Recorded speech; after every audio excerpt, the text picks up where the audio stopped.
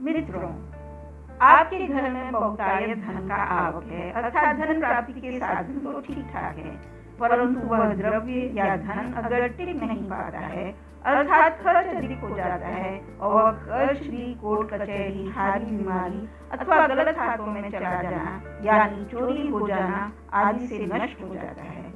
इस प्रकार का धन नष्ट प्राय होता है और ऐसी दुर्गति से परिवार में कलह, दुख और निराशा के अलावा कुछ भी हाथ नहीं आता है। इसकी समानता को मैं आपको इस तरह से समझा सकती हूँ।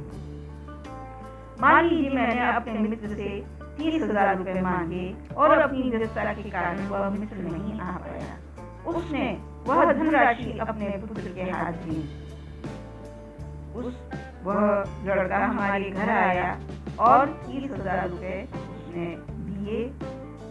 हमने हिंदू संस्कृति के अनुसार उस आगंतुक को कम से कम प्रेम से बात भी नहीं की और उसकी आवभगत करना दी। क्योंकि वह हमारा मित्र नहीं था, वह मित्र का पुत्र था, इसलिए हमारा उसके प्रति रवैया इतना रूखा था। जब वो वापस अपने पिता के घर गया तो उसने जाकर अपने पिता से कंप्लेन किया। वह कहने लगा, पिताजी, आपके जो दोस्त हैं वह अच्छे आदमी नहीं लगते हैं। मैंने उन्हें 30,000 रुपए की धनराशि उनको दी, लेकिन उन्होंने मुझे व्यवहार भी अच्छी तरह से नहीं किया, मेरा प्रीत, सम्मान या आदर तो करना गया दूर। पिता ने जब पुत्र की यह बात सुनी तो उनको उसकी बात समझी और ठीक लगी। पिता ने उत्तर दिया कि भविष्य में जब वह पुनः मुझसे पैसा मांगेगा, मेरा मित्र, तो न तो मैं उसे फिर से पैसा दूंगा और मेरे दिए हुए पैसे का उसका काम कोई भी सुचारू रूप से न हो, इस तरह से मैं उसके लिए मन ही मन ऐसा कहूँगा जिसको एक प्रार्थना या बददुआ भी कहा जा सकता है। ठीक यही समानता हमारे जीवन में है, जिसे हम कह सकते हैं कि आमदनी अठन्नी और खर्चा रुपया। वह मालिक, प्रभु, परमेश्वर, अल्लाह या जीसस, जिससे हम सभी प्रातःकाल उठकर प्रार्थना करते हैं कि हमें धन समृद्धि प्रदान करें। प्रभु से प्रार्थना करते हैं कि हमें ऐश्वर्य धन प्रदान करें। वही ईश्वर हमारे मित्र की तरह है। वो खुद तो आते नहीं है, परंतु अपने पुत्र रूप में हमें सहायता देते हैं, हमें सहायता देने की कोशिश करते हैं। आधुनिक जीवन के रचनात्मक पहलू को ध्यान में रखते हुए मैं समझती हूँ कि उनके 4 पुत्र हैं जो हमारी सहायता के लिए इस जीवन में हमारे लिए मित्र बनकर आते हैं।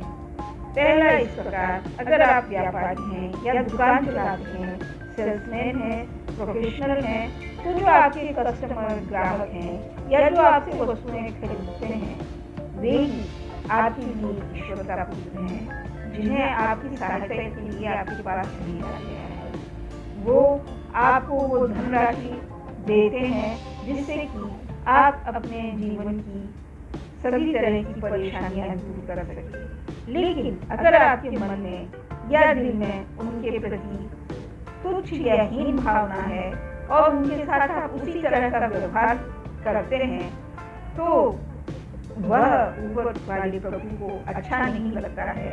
क्योंकि उनके पैसों के साथ भी उनकी मानसिक खुशी जुड़ी रहती है और आपका व्यवहार उनको बहुत दुखी करता है। अतः वो धनराशि जो आपके घर की रोटी यानी बच्चों के सभी प्रकार की जरूरतों को पूरा करता है, वह समृद्धि न होकर के, वह बरकत न होकर के, वह गलत रूप में हो जाता है।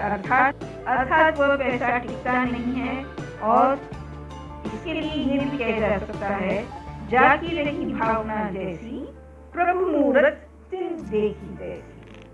हमारे मन में अहंकार रहता है कि हम तो मालिक हैं और वो अदना सा ग्राहक या कस्टमर है। उसकी अवहेलनाएं हमारे बरकत, समृद्धि, सौभाग्य में को सर्व बनकर डस लेती है और हमें निराशा, दुख, कष्ट का जहर झेलना पड़ता है। आप समझ गए होंगे कि न पैसा, न इज्जत, न शोहरत मायने रखती है, अभी तो हमारा व्यवहार, नम्रता और सादगी इसका असली मूल्य चुकाती है।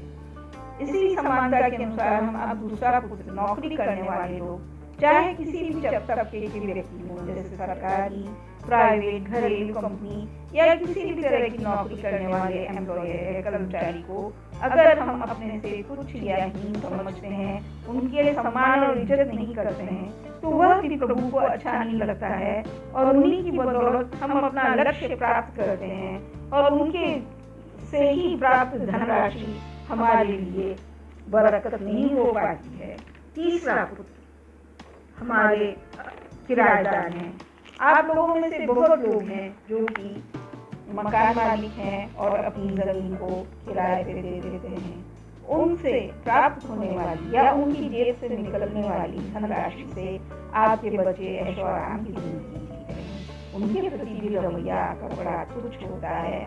आपका सोच उनके प्रति बहुत ही तुच्छ और छोटा रहता है, जो कि ऊपर वाली ईश्वर को कर देता है और उसी की वजह से आपकी समृद्धि न होकर बर्बादी हो जाती है। चौथे पुत्र ईश्वर की दया से ऐसे व्यक्ति हैं जो पैसा इन्वेस्ट करके अपनी जरूरत की पूर्ति उस ब्याज या इंटरेस्ट से पूरा करते हैं जो लोग उन्हें देते हैं। वो पैसा देने वालों को कुछ समझते हैं और वो ये सोचते हैं कि ये तो मात्र ब्याज देते हैं, मूलधन तो मैंने दिया है, अतः इनकी राशि मेरी राशि के सामने तुच्छ है। लेकिन उनका यह सोचना भी बहुत गलत है और इनकी इसी व्यवहार, सोच और रवैया की वजह से प्रभु दुखी होते हैं, जो उनके आगे कर्मों के बरकत में उनको पूरी तरह से कहीं न कहीं रुकावट पैदा करते हैं। उनकी यही मानसिक दुर्बुद्धि उनकी सफलता को समाप्त कर देती है। अतः ब्याज देने वालों को भी वो अपने से तुच्छ न समझें। तो इस तरह से मित्रों, मैं आपसे ये कहना चाहूँगी कि आपका जहाँ से भी धन प्राप्ति का साधन आता है, आपको उसकी बहुत इज्जत और सम्मान देना चाहिए, चाहे वो किसी भी प्रकार से आए। वह ईश्वर की दया से प्राप्त होता है और अगर हम अपनी आदत को सुधारेंगे तो जरूर हमारी समृद्धि, बरकत, प्रसन्नता, सफलता सब कुछ प्राप्त होगी। धन्यवाद। जय हिंद।